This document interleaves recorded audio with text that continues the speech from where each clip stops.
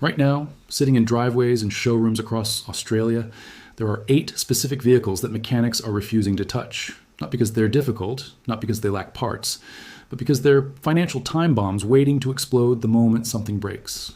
And when it does, you'll be looking at repair bills that cost more than the car's worth at trade-in. This is what Australian mechanics don't want you to buy in 2026, and the reason might shock you. Over the past 6 months, something unprecedented has happened in the Australian automotive industry. Independent workshops from the Sunshine Coast to Melbourne, Sydney to Perth, and every regional town have started breaking their silence. These aren't corporate dealerships concerned with reputation. These are real mechanics who have seen thousands of cars pass through their bays, who know every engine, transmission, and electrical system inside and out. They're openly refusing to recommend 8 specific vehicles to anyone who walks through their doors. ProCheck Automotive in Caloundra has taken the extraordinary step of formally refusing to recommend Volkswagen, Jeep, SsangYong, and Land Rover. That's not a casual criticism. That's a business saying they won't stake their reputation on these brands anymore. Warranty-wise, the repair claim specialists tracking every Australian workshop fix have ranked Land Rover, Porsche, BMW, and Audi at the absolute bottom of repair cost rankings. These vehicles aren't just unreliable, they're catastrophically expensive to fix when something goes wrong. The pattern is so consistent, so documented, that you can't dismiss it as coincidence or exaggeration. The same models keep returning to workshops week after week with identical documented failures. Mechanics have started comparing notes, sharing repair data, and they all reach the same conclusion. These 8 vehicles are financial disasters disguised as reasonable purchases. Let's talk about what happens when you buy one of these cars. You find a used model at a competitive price. It looks good, drives okay, and you think you've made a smart decision. You drive it off the lot, and for 3 to 6 months, everything is fine. Then a warning light appears. Maybe it's the transmission. Maybe it's the engine management system. Maybe it's something you've never heard of before. You drive to your local mechanic, confident it's a simple fix, something that'll cost a few $100s at most. Your mechanic plugs in the diagnostic reader, their face changes. They turn the screen towards you, and suddenly everything you thought you knew about car repairs shatters. The fix they're describing isn't something you can afford. We're talking about $5,000, $10,000, sometimes $15,000 for a single repair. And worse, there's nothing you can do about it. The component that's broken can't be patched or bypassed. Your car literally cannot drive without fixing it. This is the reality for thousands of Australian buyers right now, and it starts with the first vehicle on our list, the Nissan Juke. The Juke has become something of a legend among Australian mechanics, but not for the reasons Nissan intended. The problem isn't the overall design or the brand reputation Nissan has built over decades. The problem is a specific transmission and engine combination that is catastrophically unreliable. The Juke's CVT transmission is known in the industry as the death rattle. Owners report hearing grinding noises, shuddering, inconsistent acceleration, and then eventually complete failure. A CVT transmission isn't designed like a traditional automatic. Instead of gear ratios, it uses a continuously variable system that should theoretically be smoother. In theory, in practice, in the Nissan Juke, it's a disaster waiting to happen. Mechanics report that replacement transmissions in Australia cost approximately $8,000 to $12,000, and that's before labor costs that can push the total past $15,000. But that's not even the worst part of the Juke. The engine itself, the Digta timing chain system, is engineering gone wrong. Timing chains are supposed to last the life of the vehicle. They're not maintenance items like a timing belt. But Nissan's design in the Juke has a fundamental flaw. The chain stretches prematurely, causing it to skip timing. When that happens, the engine loses synchronization. You get rough running, loss of power, and if you keep driving it, catastrophic internal damage. Repairs mean pulling the entire engine from the vehicle, removing the timing chain, and replacing components that cost thousands of dollars. Mechanics across Australia have stopped recommending the Juke entirely. Some have stopped working on them altogether because the repair costs are so astronomical that owners inevitably become upset about the bills. It's become a lose-lose situation. The vehicle looks like a practical small SUV with decent space, but underneath, it's hiding one of the most expensive engines and transmissions you can put in a modern vehicle. Moving to the second vehicle on the list, we encounter something that should scare anyone considering German engineering, the Volkswagen T-Roc. Now, Volkswagen has a reputation for quality and precision engineering. That reputation has been hard-earned over decades of manufacturing excellence. But in 2026, the T-Roc represents a massive failure of that legacy. The T-Roc uses a 1.5 TSI engine with cylinder deactivation technology. The theory is clever when the engine doesn't need full power. It deactivates certain cylinders, reducing fuel consumption and emissions. In practice, Volkswagen's implementation is catastrophically flawed. The system causes inconsistent firing, valves wear prematurely, carbon builds up in ways that shouldn't be possible, and the engine gradually destroys itself in slow motion. Mechanics describe watching T-Rocks come in with exactly 50,000 kilometers on the odometer. The owners haven't been abusing them, these are regular family vehicles.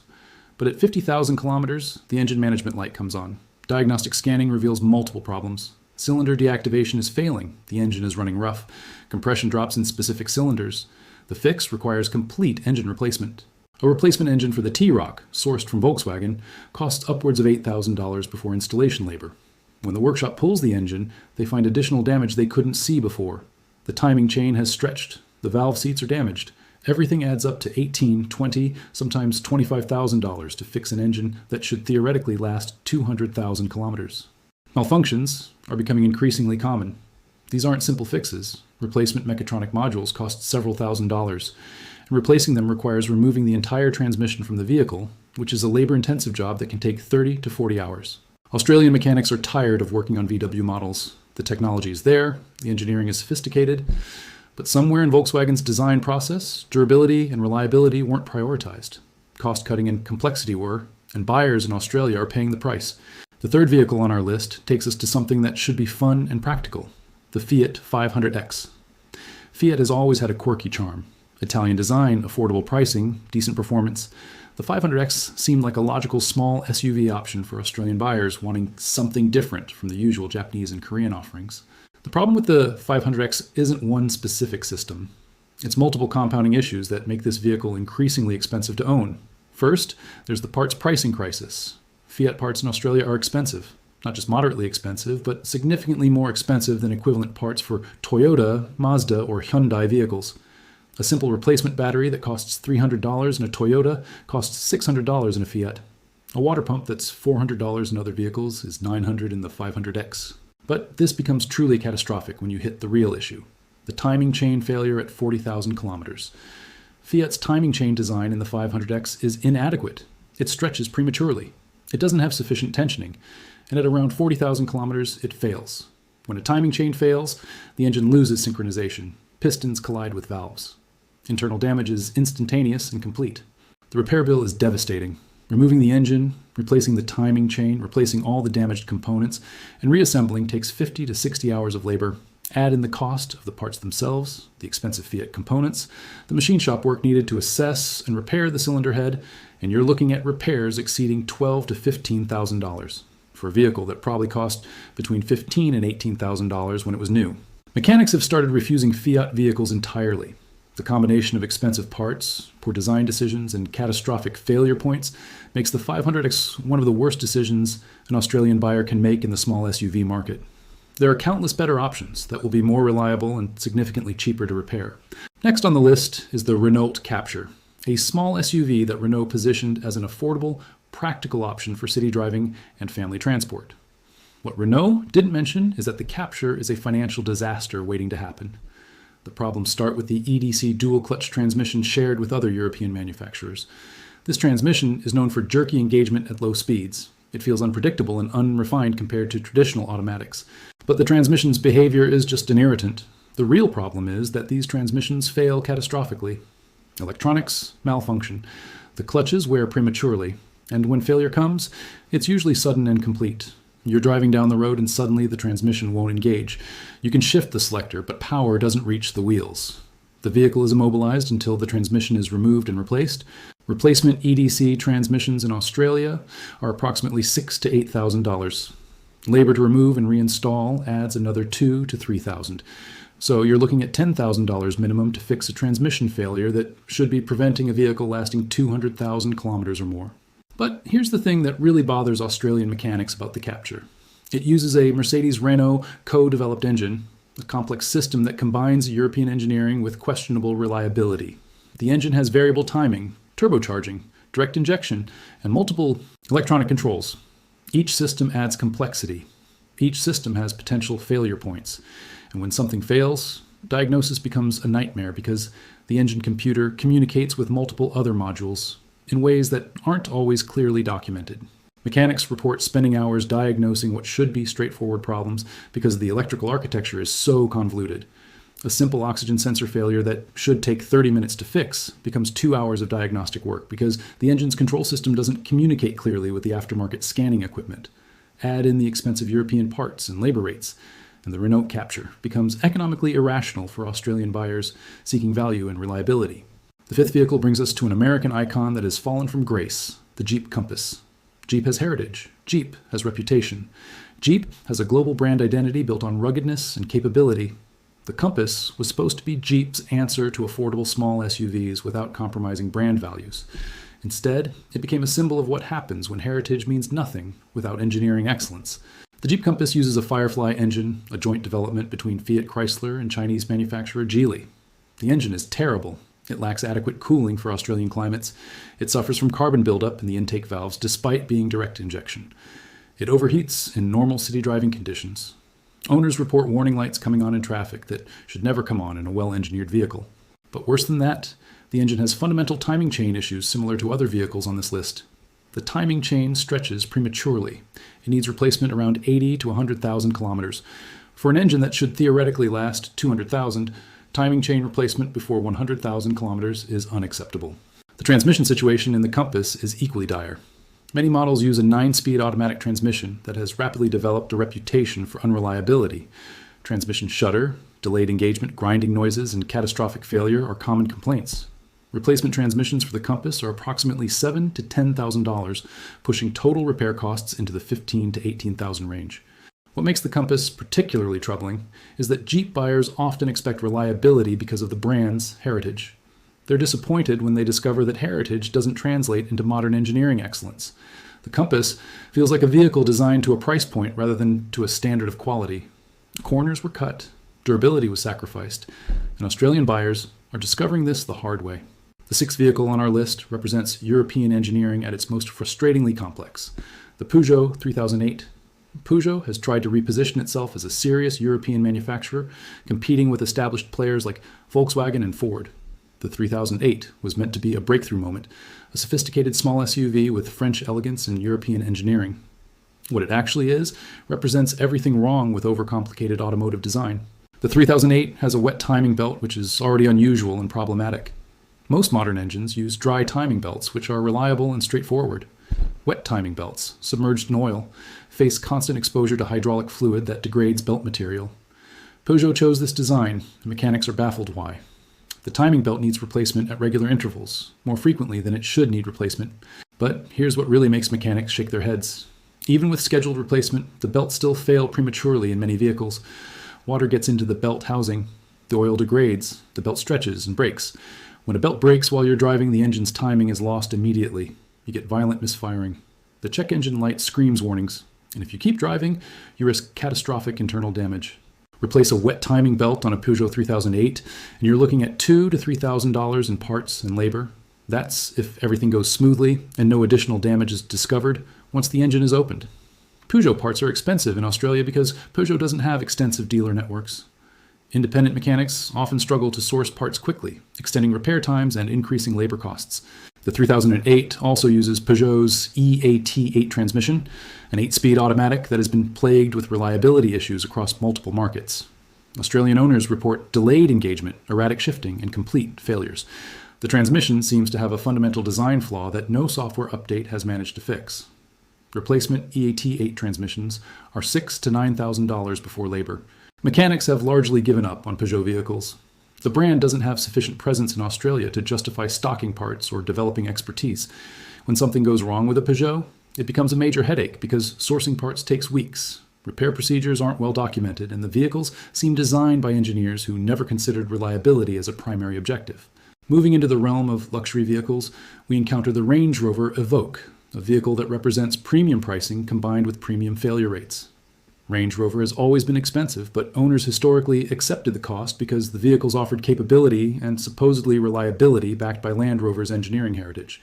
The Evoque shattered that presumption. The Evoque uses Jaguar Land Rover's Ingenium engine family, a relatively new design that promised efficiency and performance. What it's delivered is a catalog of failures. The Ingenium engines suffer from timing chain issues, similar to other vehicles on this list, but worse. Owners report catastrophic timing chain failures before 80,000 kilometers in some cases. For a vehicle that costs upwards of $50,000 to $70,000 new, having a timing chain fail before 100,000 kilometers is completely unacceptable. Replacing a timing chain in an Evoque is not a simple job. The engine layout requires extensive disassembly. Labor costs quickly exceed $3,000 before parts are even factored in. A timing chain, tensioners, and related components can cost another $2,000 to $3,000. Total bills regularly exceed $6,000. But the Evoque's problems extend far beyond the engine. Range Rover equipped this vehicle with sophisticated electrical systems designed for luxury markets. Heated seats, panoramic sunroofs, automatic climate control zones, lane departure warning, autonomous emergency braking, backup cameras, and dozens of electrical systems all work together in ways that create problems when one system fails. Mechanics report that Evoques come in with electrical nightmares. A failed backup camera might seem simple to fix, but when Range Rover designs it as an integrated module that communicates with 5 other systems, diagnosis becomes a nightmare. Replacing the module might not fix the problem because the root cause might be a software issue or a faulty sensor elsewhere in the electrical network. Evoque owners often discover that diagnostic work alone costs $500 to $1,000 before any repairs begin. Then repairs themselves might cost another $1,000 to $3,000. For a vehicle that depreciates rapidly in Australia, these repair costs can exceed the vehicle's current market value, making repairs economically irrational. Insurance companies have started refusing to cover expensive repairs on older Evoque models because the economics don't work. You end up with a vehicle that's technically repairable but economically totaled. That's the Evoque in a nutshell. Premium pricing combined with premium repair costs and rapid depreciation that makes ownership financially disastrous. Finally, we reach the absolute worst vehicle on our list, the Range Rover Velar. If the Evoque is a financial disaster, the Velar is a financial apocalypse. The Velar is a large, expensive luxury SUV that combines every problem present in the Evoque and amplifies them. Timing chain issues are worse, electrical systems are more complex, parts are more expensive, repair labor takes longer, depreciation is steeper. A Range Rover Velar can cost $100,000 or more when new. By the time it's 5 years old and showing early signs of mechanical problems, its market value has dropped to $40,000, $50,000, maybe $60,000. Then a single transmission failure, an engine problem, or a major electrical issue appears. Repair costs can reach $12,000 to $20,000. You're looking at a repair bill equal to half the vehicle's current market value. Mechanics have called the Velar the worst car they've ever had the misfortune of repairing. It's not that it breaks down more frequently than other vehicles. It's that when it breaks down, the cost of repair is so disproportionate to the vehicle's current value that it becomes economically absurd to fix. You're forced to choose between spending $15,000 to $20,000 to repair a $60,000 vehicle or abandoning it to the wreckers. The Velar's electrical architecture is Byzantine. Multiple control modules communicate through systems that seem designed to create maximum complexity. A power window failure might involve the door module, the body control module, the main electrical gateway, and 3 other systems all being checked and potentially replaced. What should be a 2-hour job becomes 20 hours of diagnostic work and parts replacement. The engine uses Ingenium technology, same as the Evoque, but in a larger, heavier vehicle that puts more stress on those engines. Timing chain failure is more common, overheating problems are more severe.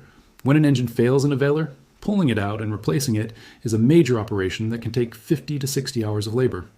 Add a replacement engine that costs $8,000 to $12,000, and you're easily looking at $20,000 to $25,000 in repairs.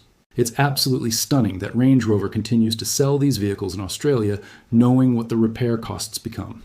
There's no logical reason for an Australian buyer to purchase a used Range Rover Velar unless they have unlimited repair budgets and don't care about financial sensibility. The brand has essentially abandoned reliability in favor of luxury features and premium pricing. Now, let's talk about what this all means for Australian buyers. The mechanics breaking their silence aren't doing so because they want to damage brands or stir up controversy. They're doing it because they see the same people come back, devastated after discovering repair costs that are ruinous. They watch families forced to make impossible choices between keeping a vehicle and maintaining financial stability. They see buyers trapped with vehicles they can't afford to fix and can't afford to abandon. The consistency of these warnings is striking. Independent workshops across the entire country, from urban centers to regional towns, all reaching identical conclusions about identical vehicles. This isn't marketing spin. This isn't competing against corporate dealerships. This is the industry itself saying, stop buying these vehicles. Pro check. Automotive's formal refusal to recommend certain brands is unprecedented. WarrantyWise's data showing astronomical repair costs is published openly. The mechanics' own networks show the same models returning repeatedly with identical failures. The pattern is too consistent to be coincidence. These 8 vehicles are genuinely problematic, genuinely expensive to own, and genuinely something that Australian buyers should avoid. But here's what's really important to understand. These problems are preventable. You don't have to buy one of these vehicles. The market isn't forcing you into a choice between catastrophe and nothing. There are alternatives, real alternatives. Vehicles that Australian mechanics consistently, repeatedly, enthusiastically recommend. The same mechanics warning against these 8 vehicles have incredibly consistent recommendations for what to buy instead. Toyota Corolla, Mazda 3, Toyota Hilux, Subaru Forester, Hyundai i30, Honda Civic, Mazda CX-5, Toyota RAV4. These vehicles appear again and again in mechanics' recommendations, not because they're boring or basic, but because they're reliable. These alternatives offer Japanese and Korean engineering that prioritizes durability. They have strong Australian dealer networks. Parts are affordable and readily available. Independent workshops are experienced in maintaining and repairing them. Repair costs are predictable. When something does go wrong, it's usually straightforward and affordable. A Toyota Corolla will run reliably for 200,000 kilometers. A Mazda 3 is genuinely enjoyable to drive, while remaining affordable to maintain. A Subaru Forester offers all-weather capability without the complexity of European systems. A Hyundai i30 gives you Korean reliability that has improved dramatically in recent years. A Honda Civic is efficient and predictable. A Mazda CX-5 offers practical SUV space without the financial danger. These vehicles might not have the luxury prestige of a Range Rover or the European engineering story of a Volkswagen, but they're fundamentally more sensible choices. They're cheaper to buy used. They're cheaper to maintain. They hold value better. They're less likely to leave you facing repair bills that exceed the vehicle's worth. They won't betray you financially. The message from Australian mechanics in 2026 is clear and consistent. Avoid the 8 vehicles discussed. They're financial disasters disguised as reasonable purchases. They'll look fine when you buy them, but within months or a year or two, expensive failures emerge. By then, it's too late. You're committed to a vehicle that will cost thousands to keep on the road. Instead, choose reliability. Choose vehicles Australian mechanics recommend. Choose brands that prioritize engineering excellence over luxury branding. Choose cars designed to last 200,000 kilometers without breaking the bank when they need repairs. Choose value over prestige. Choose sensibility over status. The Australian mechanic community isn't asking much. They're just asking you to listen. Listen to the people who see every vehicle's insides. Listen to the people who repair them. Listen to the people who know which vehicles are genuinely reliable and which are financial disasters waiting to explode. Right now, sitting in showrooms across Australia, there are 8 specific vehicles that mechanics are refusing to touch. The Nissan Juke with its CVT death rattle and failing timing chains. The Volkswagen T-Roc with its engine that destroys itself. The Fiat 500X with its expensive parts and premature timing chain failures. The Renault Capture with its complicated transmission and temperamental engine. The Jeep Compass with its unreliable Firefly engine and 9-speed transmission. The Peugeot 3008 with its wet timing belt and fragile EAT8 transmission. The Range Rover Evoque with its premium repair costs and electrical nightmares. And the Range Rover Velar, the worst of them all, where repair bills can bankrupt you. Don't be the person who discovers these problems the hard way. Don't be the person sitting in a mechanic's office, shocked at a repair bill that's more than the car's worth. Don't be the person trapped with a vehicle you can't afford to fix and can't afford to abandon. Listen to the mechanics. Make the smart choice. Choose reliability, choose value, choose sensibility. The Australian mechanics are breaking their silence because they want buyers to make informed decisions. They've seen enough financial devastation. They've seen enough families struggling with impossible choices. They've seen enough vehicles that should never have been sold in Australia, causing problems for people who just wanted reliable transportation. Now, it's time for buyers to listen and choose differently.